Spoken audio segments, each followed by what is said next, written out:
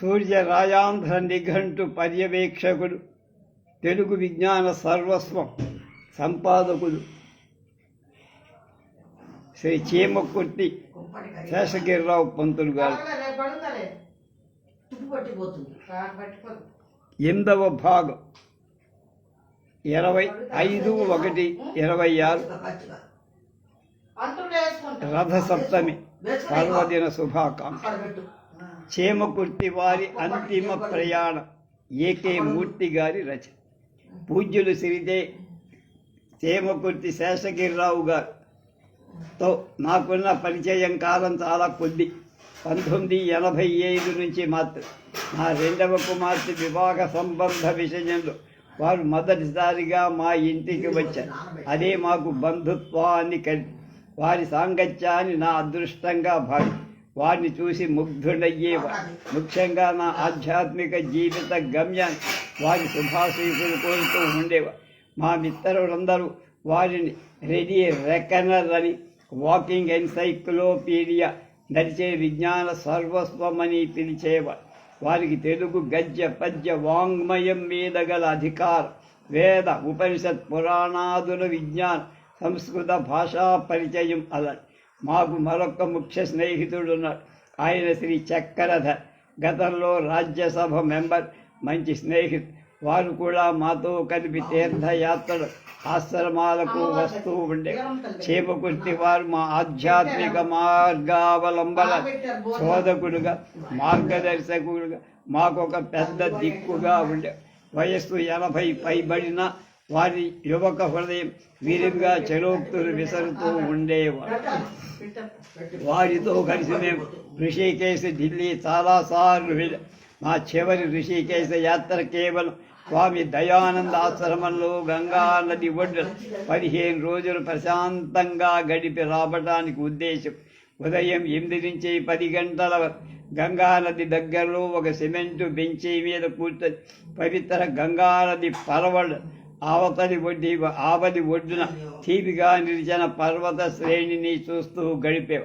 September 1994 మొదటి వారం ఆ విధంగా గడిపాం.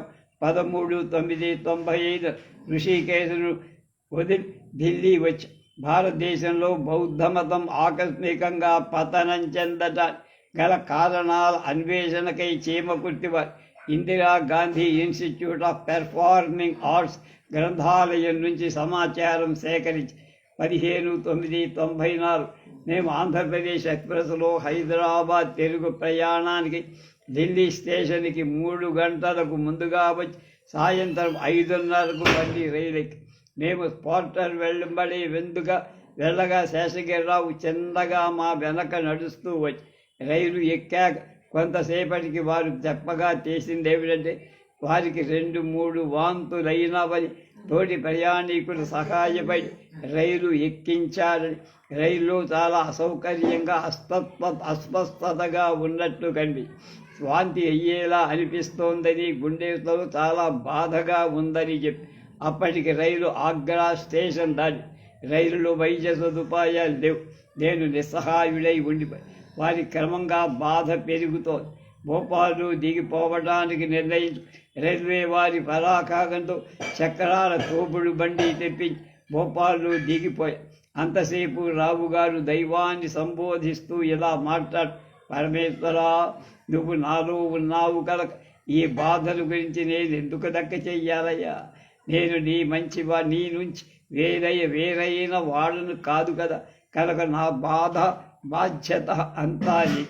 రైలు దిగగానే త్వరగా ఆయన దగ్గర వైద్యశాలకు తీసుకెళ్ళా. వైద్యశాలకు చేర్చే సమయంలో వారు చాలా ఆయాసం పడుతారు. నేను వారి వెంట నోటిలో గంగాజలం పోసా.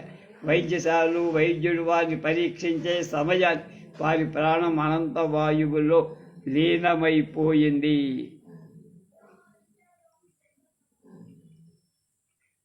నేను ఒంటరిగా మిగిలిపోయి అనుకోని విధంగా విచిత్రమైన విపత్కర పరిస్థితి.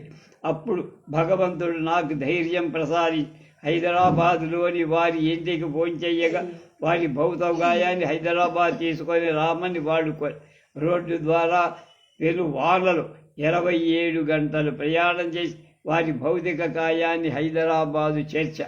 మేము ఢిల్లీ నుంచి బయలుదేరిన 15/9/94 2 విచిత్ర సంఘటనలు జరిగాయి. ప్రాతకాలంలో టీ సేవిస్తున్నప్పుడు వారు చలోక్తిగా అన్నారు, రాత్రి నేను చనిపోయినట్టు కలొచ్చిందయ్యా, చనిపోయిన వాడికి టీ ఇస్తానంటావేమిటే? ఆశ్చర్యపడి నమ్మలేకపోయా. వేరెవరైనా మరణించినట్టు స్వప్నాలు రావచ్చు, కానీ తానే మరణించినట్టు స్వప్నం రావడం నేను ఇంతవరకు వినల. వారికి ఇంతకు ముందు అలాంటి కలలు వచ్చాయా అంటే రాలేదని. ఎప్పుడూ 300 సంవత్సరాల బతుకుతా అనేటువంటి మనిషి ఆ రోజు తన జీవిత శేష కాలాన్ని గురించి కొంత అనుమానం వ్యక్తం చేశారు. ఇది మేము ఎన్నడూ ఊహించని షాక్. మమ్మల్ని అంత త్వరగా బడిద్దులు వెళ్ళిపోతారనుకో. ఆ షాక్ నుంచి తేరుకోవడానికి నాకు 15 రోజులు. నా ఆధ్యాత్మిక శక్తి నన్ను రక్షించడంలో విఫలమై వారెప్పుడు అంటూ ఉండేవారు, రోజుల తరబడి మంచాన పడి తీసుకొని మరణించడం కంటే ఏ ప్రయాణ సమయంలో ఆకస్మికంగా సునాయాసంగా మరణం పొందాలి. తాను కోరుకున్న విధంగానే ఆకస్మిక మరణం సిద్ధించిన మహాత్ముల ఆయన. వారి ఆత్మకు